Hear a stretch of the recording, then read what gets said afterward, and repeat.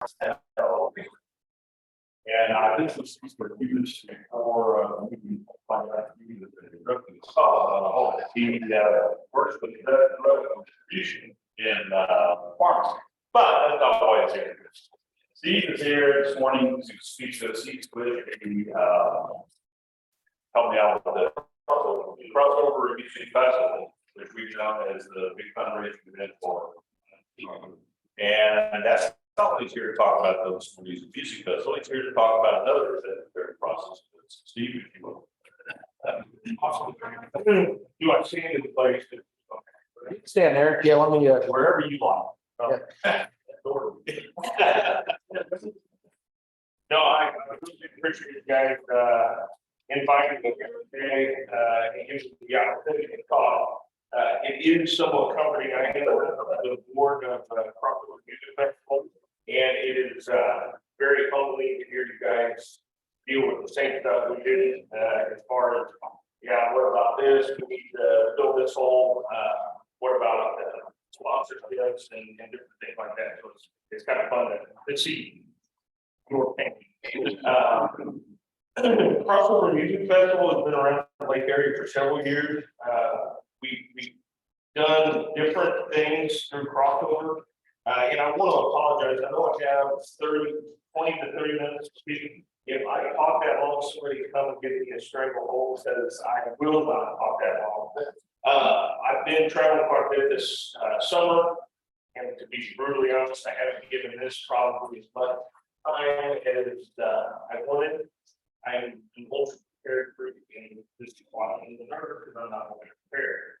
So with that, I moved pretty fast. That is one of the reasons why I reached out to become a member of Crossover Music Festival, because it's the way that I had compassion in my heart, and it aligned with my Christian beliefs, and also reaching out to different nonprofits in our Lake area, which I'm lifelong Lake guy. So this community means a lot to me, and seeing them reach out to people in need. About 3 years ago, we decided to kind of pair with Kids Harbor, which is spawned of Kids Harbor as Teen Harbor. And I work with Dr. Julie Dill quite a bit at the school. That at Wayne's, I'm sure she is amazing, but she really liked me with the issue of homeless teenagers in the Lake area. We did one event where we were packing hygiene kits for give to the schools to help these homeless teens. And as we were doing it, I looked at her and she kind of was sitting there and she kind of welled up. And I was like, you doing okay? It's kind of hot out. And she's like, no, the crazy thing is there were people packing these hygiene kits that will be receiving these hygiene kits later that month. The kids that don't have a home, she has multiple stories of.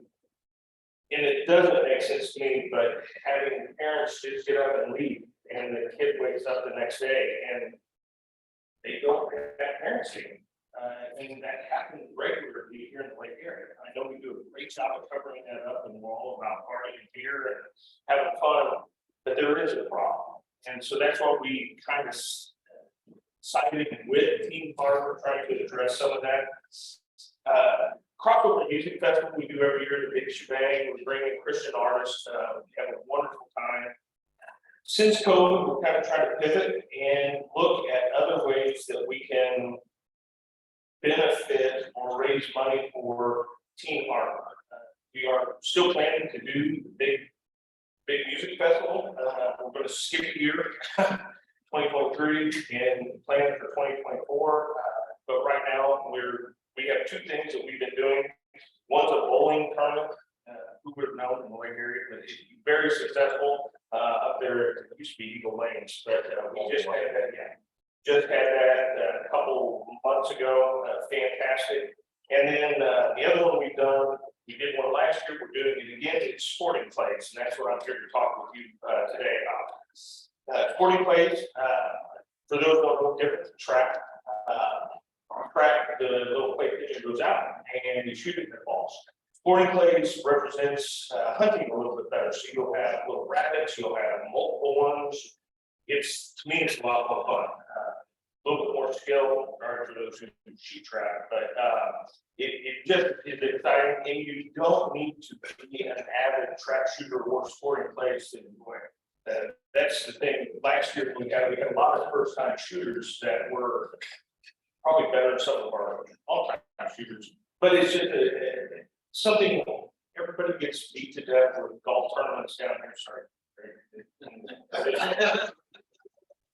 But it seems like there's a lot of golf tournaments, and this was just another way to do something in our community to benefit Team Harbor. We'll have 12 stations. There'll be four shooters at each station. It is, and I got a bunch of flyers here for those who want it. It is Saturday, August 12th. We're having one shooting time this year. Last year we divided that into two, which was great, but we realized for our inaugural event it was probably a little bit too much. We bit off a little bit more than we could chew, and so we're doing one shoot time, 9 a.m. Check-ins at 8:15. It's out at the Missouri Track Association down A Road.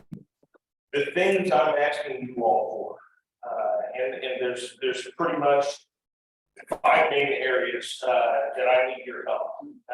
Number one, obviously, come out and shoot. It's a fun time.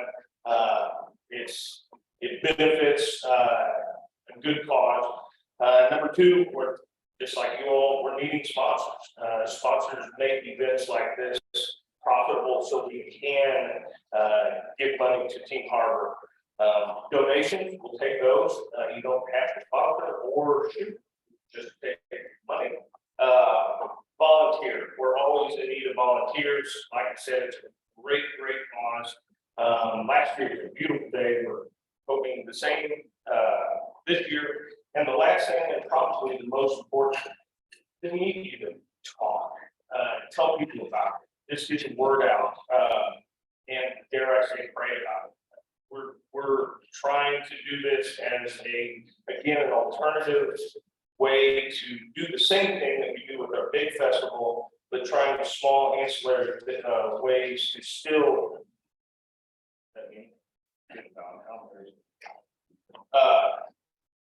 That's our oldest slide. Yeah. Speakers going around. But just ancillary ways to do the same thing that we do the big crossover music. One of the things that we do at the crossover that kind of define us is we honor God by serving others with a Christ-like love, generosity, and a special focus on homeless teenagers. Again, that drives us, and that's what marries us very well with Team Harbor. The money that goes through this, I think last year we wrote them a check for $5,000. We will do hopefully the same this year, if not more. Our goal is to pass through these funds to Team Harbor, our kids, Team Harbor, and get them going. Any other questions? I try to keep it. Did Julie give you an idea of how That's hard to track because a lot of these kids, I did actually bring that up. With what they're doing now, a lot of kids have been instrumental with working when she was after COVID, working with Lebanon School District, Scoliosis for sales, and a lot of these kids backs, and it's very difficult to see or track where they're at time and time again, just because they can go and I feel like I was a fairly mature teenager, I thought I was, and I just can't imagine what these kids are going through with not having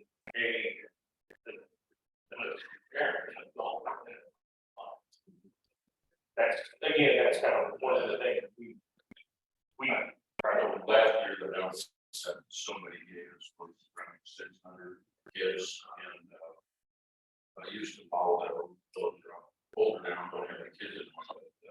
I guess in the summer they say that it gets higher, and of these kids, they play cars, and then you get August, you know, that's 100 degrees, they'll get below 80 at night. Gas is $3.50 a gallon. She referred to a lot of kids as couch surfing.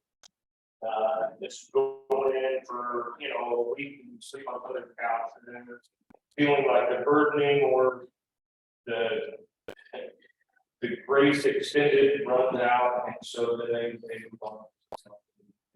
Take that couch for another week. So, but thank you. Any other questions? You, get any money from shootout? We have, there's a couple things that we're working on right now, due to COVID, they have extended a 501c3s or nonprofits that were impacted, via COVID. They kind of have a grant that we've written for that grant. Strangely enough, our government doesn't move real fast, and so we've been waiting on that. That money that we would get from that grant again would pass through to Team Harlan. If we get it.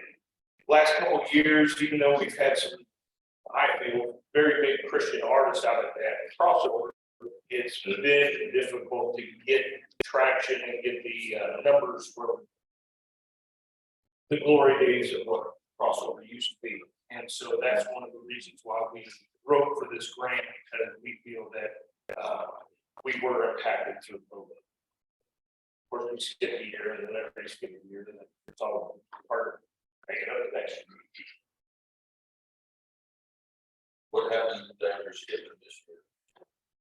Basically, we put efforts into these ancillaries, trying to find different ways to kind of get our other ways to fund.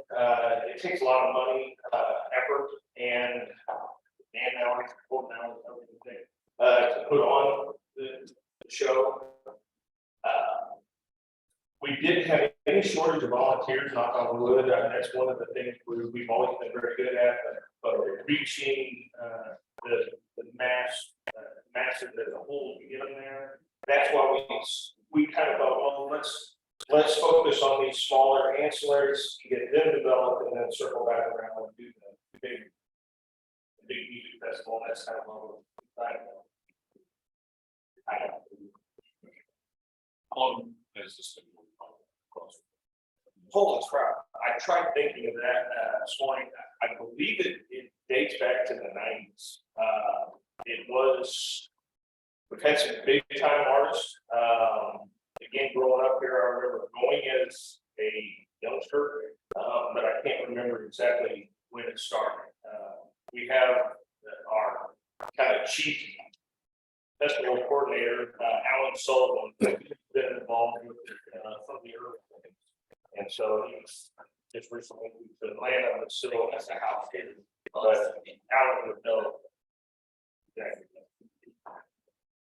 As far as the homeless students, what's the primary reason? Is it our families splitting up, or is it, you mentioned parents are just taking off? That is a couple of stories I have. I think that's just with us being a very transient or touristic area. I think we get a lot of people that come in for the summer and then either party away or lose their job, you know, due to our kind of cyclical employment, which used to be a lot worse than it is now. I don't know, the main reason is, and I don't think we are any worse or any better. I just think, you look at Branson, which I know there's an issue down there with sex trafficking and homeless teens. I don't think we're immune to that. I think whenever you get to a tourist or a transient type of community, we do a little more than say somebody like less transient community. So your event's August 12th? Correct. You're gonna have how many shooters in the system? We're gonna do 12 stations of 4 shooters apiece, so we're looking for about 48 or so shooters. On the backside of this flyer, is all the information and, there's also sponsorship levels. And again, I would love to have the, your help in not necessarily passing it around, I think that's tacky, but, We'll be posting it on the website. What's the entry fee? but it can't have.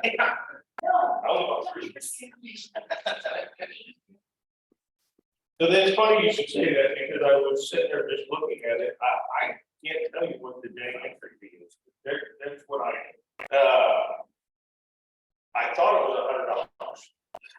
And that's what I believe it is, but I need to call and I will get that to you. ASAP. Yeah. Yeah, I'm very well.